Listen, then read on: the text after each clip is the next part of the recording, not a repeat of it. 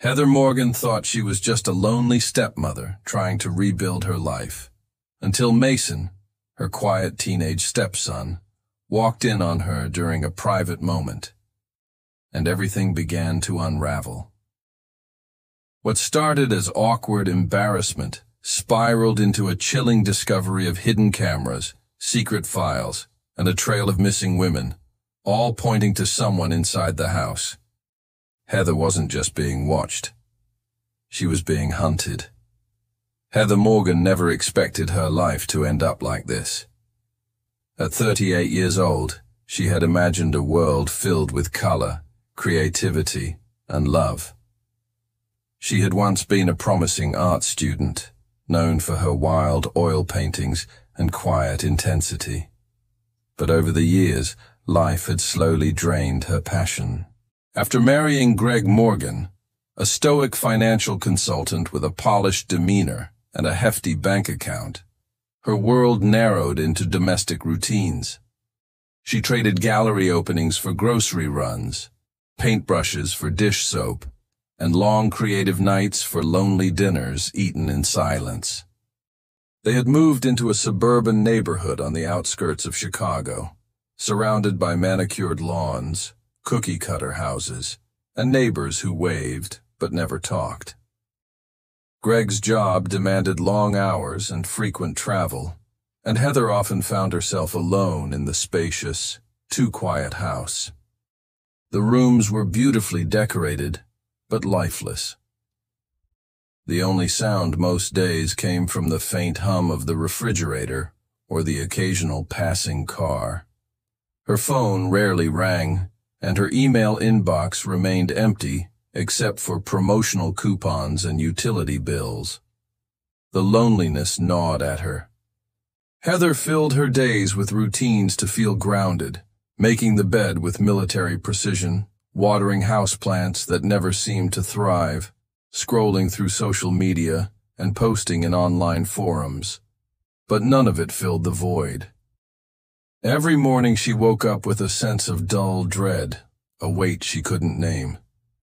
She tried to paint again once, but the canvas remained blank. She simply didn't know what to say anymore. The one thing that broke the silence was the arrival of Mason, her 17-year-old stepson. He had lived with his mother until she moved out of the country for work, and now, by default, he was living full-time with them. Mason was tall for his age, pale, and quiet. Too quiet. He rarely made eye contact and mostly kept to his room, headphones glued to his ears, his face always lit by the glow of his laptop or phone screen. Heather didn't know much about him. Greg never talked about Mason's past or why he seemed so emotionally distant. Heather made a few half-hearted attempts to get to know him, offering to cook his favorite meals, asking about school, but Mason always responded with nods, one-word answers, or nothing at all. She stopped trying after a while. Then came the rainy Thursday that shattered the awkward calm. It had been a long gray day. Greg was out of town, and the storm outside kept Heather confined to the house. With nowhere to go and no one to talk to, she wandered aimlessly from room to room before settling in the den. She locked the door out of habit, though she doubted anyone cared what she did in her own home. In a moment of impulsive loneliness, she let her guard down. Her mind wandered to fantasies, memories from better times, old desires that hadn't fully died, and she let herself indulge in a private escape. It was foolish, and she knew it. But for a few minutes, she didn't feel invisible. When she finally stood up to pull her robe closed, she glanced at the door. It was cracked open. She froze. Standing in the hallway was Mason. His eyes met hers, just for a split second. No expression, no reaction. Then he turned and walked away. Heather sat back down, breath caught in her throat. Her face burned with humiliation. It could have been a mistake. Maybe he hadn't seen anything. Maybe he'd just come to ask something. But no words followed, no knocking, no sound. Just the eerie silence of the house resettling into stillness. The rest of the day passed like a fog. Mason didn't mention it. He didn't act any different. He came downstairs for dinner, barely looked at her, and returned to his room. Heather waited for him to say something, make a joke, offer an apology, anything. But he didn't. He remained silent, calm, detached. That night, Heather lay in bed staring at the ceiling, haunted not by embarrassment, but by something else. Something cold and hard that had slipped under her skin. It wasn't the fact that she'd been seen. It was the way Mason had looked at her, not with surprise, not with shame, but with the blank, focused stare of someone watching a movie they already knew the ending to. Heather didn't speak to Mason the next morning. She avoided eye contact, kept to herself, and hoped the awkwardness would fade if she ignored it long enough. But it didn't fade. If anything, the air in the house grew heavier, more suffocating with each passing day. The boy barely acknowledged her presence, yet she always felt like he was watching her, not with his eyes, but through the walls, through something hidden. It started small. Her laptop, which she always shut down completely, began to show signs of being used.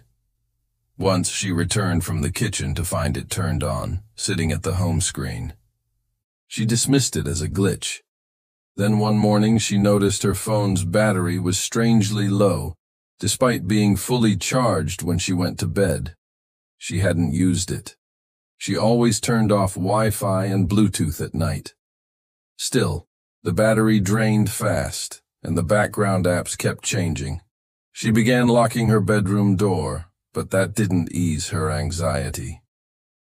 She told herself she was being paranoid, her imagination running wild from the earlier incident. But the feeling wouldn't go away, that creeping sensation that something was off, like eyes were always on her. Then came the pictures. Heather was scrolling through her gallery one afternoon when she found a group of photos she didn't remember taking. At first glance, they looked like accidental screenshots, blurry images of her laptop screen, her email inbox, a paused frame of her on a video call from weeks ago. But when she tapped on them, her stomach dropped. They weren't screenshots at all. They were pictures of her, private pictures, taken from behind, from an angle across the room. One of her sleeping, one of her folding laundry in her robe, another of her standing in front of the mirror, half-dressed. She felt sick. Someone was watching her, recording her. She wanted to believe it was a hacking incident, some creep on the internet. But she couldn't to shake the thought that it was coming from inside the house. There were only two people here, her and Mason. And Mason had seen her that day. She tried to think logically to calm herself down, but there were too many small things stacking up, pointing to something bigger, something dangerous. Heather decided to talk to Greg. That night, as soon as he got home from work, she told him what she'd found. Strange photos, a sense of being watched, her devices acting weird. She expected concern, maybe anger, at least a willingness to investigate. But Greg barely looked up from his phone. He shrugged it off, told her it was probably just a virus or a coincidence. "You spend too much time alone," he said. "Maybe you're imagining it." Heather was stunned. Not only did he not believe her, he dismissed her entirely. She walked away feeling smaller than ever, her voice completely unheard in her own home. Left with no one else to turn to, she hesitated for a day before deciding to go into Mason S.'s room when he wasn't at home. She waited until he left for school, then tiptoed upstairs, her hands shaking. The room was cold and unnervingly tidy. The bed made, no clothes on the floor, no posters on the wall, just a desk, a bookshelf, and a small digital photo frame displaying a rotating gallery of family photos. Something about the frame caught her attention. It looked newer than everything else in the room. She picked it up and turned it over, checking for ports or switches. There was a single menu button. When she pressed it, the screen shifted. A password prompt appeared. She stared at it for a long time. On impulse, she typed in her own name, Heather, and hit enter. The screen flickered. Then suddenly it changed. No more photos. Instead, it showed a live video feed of the living room. Then it cut to the hallway, then the kitchen, then the upstairs bathroom. Heather's blood ran cold. The angles weren't from security cameras. They were hidden, behind vents, behind light fixtures. There were cameras all over the house, watching her. She dropped the frame and backed away, nearly tripping over the desk chair. Her thoughts scrambled for an explanation. Was this Greg's doing? Was Mason spying on her? Was it both of them? She ran back to her room, locked the door, and tried to catch her breath. She had no idea who to trust. But one thing was clear. This wasn't just about embarrassment anymore. Someone was watching her, and it wasn't for curiosity. It was for control. The house didn't feel like a home anymore. It felt like a trap. Every step Heather took was shadowed by dread. Every mirror, every vent, every corner of the ceiling became a source of anxiety. She started walking with her shoulders hunched, afraid of what lenses might be tracking her movements. The thought that she was being watched while sleeping, undressing, showering, living, sickened her to the core. But more than fear, a sharp edge of anger began to rise in her. She needed to know the truth. She needed proof. The next day, she waited for Greg and Mason to leave. She skipped her morning routine and dressed in comfortable dark clothes, something she could move in. With a notepad and gloves, she began her search. She started in Mason's room, methodically checking behind furniture, under the bed, and inside drawers. Nothing. Then she moved to the closet. At first glance, it seemed empty except for a few hanging shirts and a pile of shoes. But behind the stack of old boxes in the corner, she found a loose panel in the wall. She pulled it back, heart pounding. It was empty. Frustrated, she moved to the vent above the desk. It looked slightly crooked. She climbed on a chair and unscrewed the metal grill.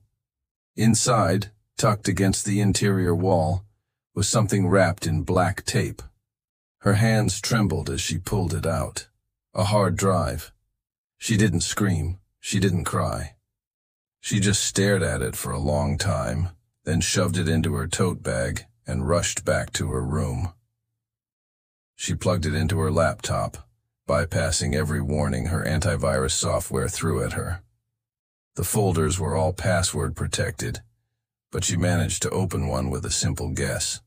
Her own name again. The files began to load. What she found would never leave her. There were hundreds of video files. They were organized into folders by name. She recognized her own immediately. H. Morgan. Inside were labeled clips. Shower 6 a.m., bedroom 12 a.m., kitchen dishwasher 3 p.m. The dates went back months. She clicked on one and nearly vomited. It was her, sleeping, alone, in her bed, completely unaware that a camera was catching every twitch, every breath. Heather scrolled through the other folders. Names she didn't recognize. M. Thompson, K. Singh, E. Andrews. When she opened the files, the horror escalated. These weren't just footage of people being watched. They were stalked, recorded in their homes, sometimes even followed in public. She saw a teacher grading papers in her kitchen, a student jogging with earbuds in. One woman, a babysitter maybe, recorded through a ceiling vent as she changed clothes in a guest room. And then the worst folder of all, Final. It held fewer files, but they were longer. Most were dark, with just muffled noises. But one showed a woman crying, tied to a chair, her mouth gagged. Heather slammed the laptop shut. She sat motionless, her mind refusing to process what she had seen. This wasn't about voyeurism anymore. It wasn't just creepy. It was criminal. People had disappeared. She remembered the news reports from the past year. Stories that faded fast, no suspects ever named. A math teacher who never made it home from work. A college student who vanished after a jog. All women. All alone. The names matched the folders. Her blood turned to ice. She wasn't the first. She might not be the last. Heather considered going straight to the police, but something stopped her. If she turned in the hard drive without understanding who was really behind it, she might be tipping off the wrong person. If Greg was the mastermind, he'd have the power and resources to cover his tracks. If Mason was involved, he could destroy the evidence before the authorities even got close. She had to be careful. That night, she didn't sleep. She stayed up researching, writing down everything she could. Timestamps, names, folder paths, patterns.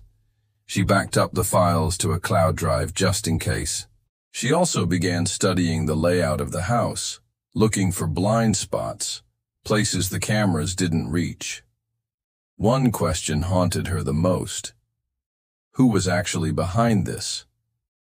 Was Mason the predator, hiding behind a quiet exterior, playing some long, terrifying game? Or was Greg the true architect, using his son as a pawn or worse, a partner? Heather didn't know. But what she did know was that she was being hunted from within her own home, and she was running out of time. Heather didn't speak to either of them the next morning. She moved through the house like a ghost, careful, silent, alert. The hard drive was hidden beneath a loose floorboard in her closet now, but even that didn't feel safe. Every time she heard footsteps behind her, her heart pounded like it might burst. She felt like a stranger in her own skin, unsure of who she was anymore. The Heather from a month ago wouldn't have believed any of this. The Heather now knew too much. She began to study them both, Greg and Mason, like they were part of an experiment. Greg seemed as he always did, cold, detached, and overly concerned with work. But now, Heather noticed new things, the way he always knew when she left the room, the way his questions seemed loaded with double meaning. "Did you sleep okay last night?" he asked one morning, eyes scanning her face a little too long. "You're looking tired." It wasn't concern. It was a warning. And Mason? He was different too. The awkward silence between them had shifted. He wasn't just quiet. He was observing her. Every time their paths crossed, Heather caught him looking. Not like before, not with embarrassment or even interest. It was like he was studying her reactions, measuring how much she knew. She was done waiting. She decided to confront him, not out of trust, but out of necessity. If Mason was involved, she needed to know. And if he wasn't, he might be the only one who could help her. She waited until Greg left for a late meeting. She found Mason in the kitchen, headphones off, scrolling through his phone. She walked in and stood silently across from him. No preamble, no warm-up, just the truth. She told him everything, the photos, the live feeds, the hard drive, the missing women. She expected a denial, a lie, maybe even a threat. Instead, Mason looked up slowly, and his face shifted. Not into panic, but into something she didn't expect. Relief. He told her he had been watching too, but not her. Greg. He said he found the footage by accident weeks ago. He had been snooping through Greg's encrypted folders, curious why his father had hidden so much behind layers of security. What he found horrified him. Clips of women being filmed, folders with names, timestamps, private surveillance that stretched back years. Mason said he didn't know what to do. He couldn't go to the police. His own name was tied to the account. His devices, his programs. His fingerprints were all over the digital trail. If he turned in the files, he might look like the monster. So he started collecting evidence. He installed his own monitoring software on Greg's devices, began mirroring drives, copying files, building a backup archive. He thought he had time. But then Heather found the photo frame, the feeds, the hard drive. He said he had seen her searching, and he knew then she was in danger. Heather listened without speaking. It was too much, too fast. Her heart told her to run, but the logic was there. It made sense, and Mason, for the first time, seemed genuinely scared. Not of getting caught, but of his father. According to Mason, Greg was more than just a voyeur. He had been orchestrating these recordings for years, beginning with ex-girlfriends, then strangers, neighbors, women who visited the house. The operation grew more advanced over time. Hidden lenses, signal relays, remote access points. He even had a program that flagged motion in certain parts of the house to keep track of where people were. And worse, he kept trophies, little items, bracelets, hair ties. One missing woman's student ID was still in his safe. Heather asked the only question that mattered. Why? Mason didn't know. He said Greg had always been controlling, secretive. But this was something darker, something broken. Heather didn't want to believe it. But the signs had always been there. The distance, the control, the dismissiveness, the coldness after sex. The way he watched her, not lovingly, but like property. She realized Mason had risked everything by telling her. If Greg found out, they'd both be in danger. And yet, part of her still doubted. Could she really trust a boy who had silently watched her without saying a word? Who had lived under the same roof as a predator and never gone to the authorities? She didn't know. But she was out of options. Mason told her he had one more folder to unlock. One last encrypted archive Greg kept on a drive in his office. He believed it held video evidence of what really happened to the women who went missing. The final proof. He asked Heather for help. Together, they could bring Greg down. Heather agreed, but a part of her already knew if they failed, there would be no one left to tell the story. They planned everything in silence. No texts, no emails, just written notes flushed down the toilet after each exchange. Every detail mattered. Heather mapped out Greg's schedule with obsessive precision. Mason studied the security layout and camera angles, identifying blind spots where they could move undetected. They agreed on a time, Saturday night, just after dinner. Greg always took a long bath and watched the news in his home office with a glass of bourbon. It was the only hour they had. Heather's job was to distract him. Mason A.S. was to break into the locked drawer in Greg S.'s desk and copy the contents of the final drive. The archive, he believed, would contain irrefutable evidence of Greg's crimes. They didn't talk about what would happen if they were caught. They didn't have to. Saturday came too quickly. Heather's nerves were frayed. She cooked Greg's favorite meal, lit candles, and smiled through clenched teeth. Greg didn't notice anything unusual. He made his usual sarcastic jokes and asked her if she'd finally found a hobby yet.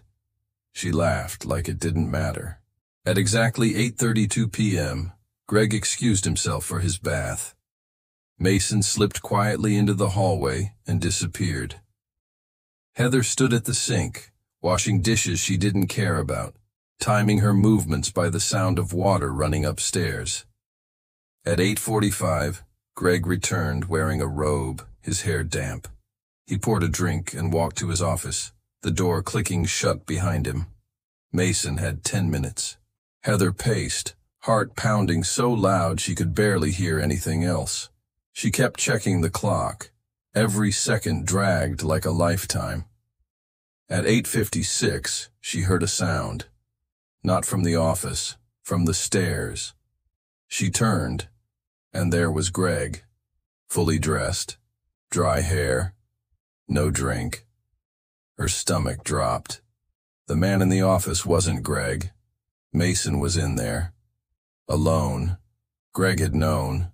Somehow he'd known everything. He smiled slowly, like a hunter watching a rabbit freeze. "Looking for something?" he asked. Heather didn't respond. She backed away, heart racing, eyes darting to the hallway. Greg stepped forward. "You've been snooping. That's not very respectful, Heather." She turned and bolted, not toward Mason, but out the back door. She had to get to the neighbors, call for help, get someone, anyone, before it was too late. But the back door didn't open. It was locked, deadbolted from the inside. She tried the windows, sealed. Greg had planned this too. She turned, ready to scream, when Mason burst into the hallway, face pale, clutching something in his hand. A flash drive. "He knows!" Heather yelled. "I got it!" Mason shouted back. Greg moved fast, but Mason was faster. He shoved Heather toward the stairs. "Go!" They ran. Up the steps, through the hallway, into Mason's room. He slammed the door, locked it, and shoved his desk against it. From below, Greg's voice rose, calm, menacing. "You don't know what you're doing. Come out now and I'll forget all of this." Heather backed away from the door, shaking. Mason shoved the flash drive into his laptop, hands trembling. He pulled up the files. One after another, the screen filled with horrifying images.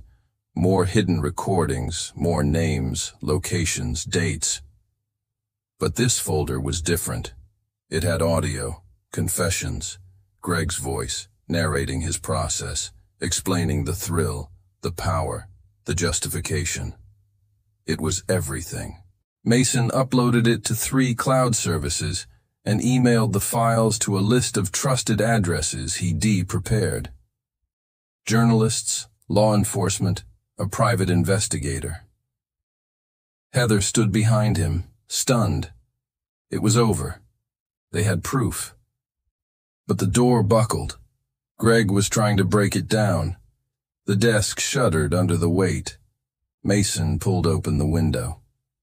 "We need to jump," he said, "onto the garage roof." Heather didn't hesitate. She climbed out, legs shaking, heart racing, and leapt onto the slanted roof of the garage below. Mason followed seconds later. They scrambled down, slipping on the tiles, landing hard on the driveway. Greg reached the window just as they disappeared into the neighbor's yard, screaming for help. Police arrived 6 minutes later. Greg was arrested that night. The house was searched, top to bottom. Cameras were found in nearly every room. A locked freezer in the basement contained evidence too graphic for the public. trophies, clothing, personal belongings. The final drive led to the reopening of 6 missing persons cases. Greg Morgan was charged with multiple counts of stalking, unlawful surveillance, and homicide. Heather and Mason gave full statements. Their testimonies matched the evidence exactly. In the end, Heather left the house and never returned. Mason moved in with an aunt in another state, far from the shadow of his father. The footage was sealed, the details redacted. But the truth remained. Evil doesn't always wear a mask. Sometimes it wears a smile. And sometimes the only thing that saves you is the courage to face what you were never meant to see.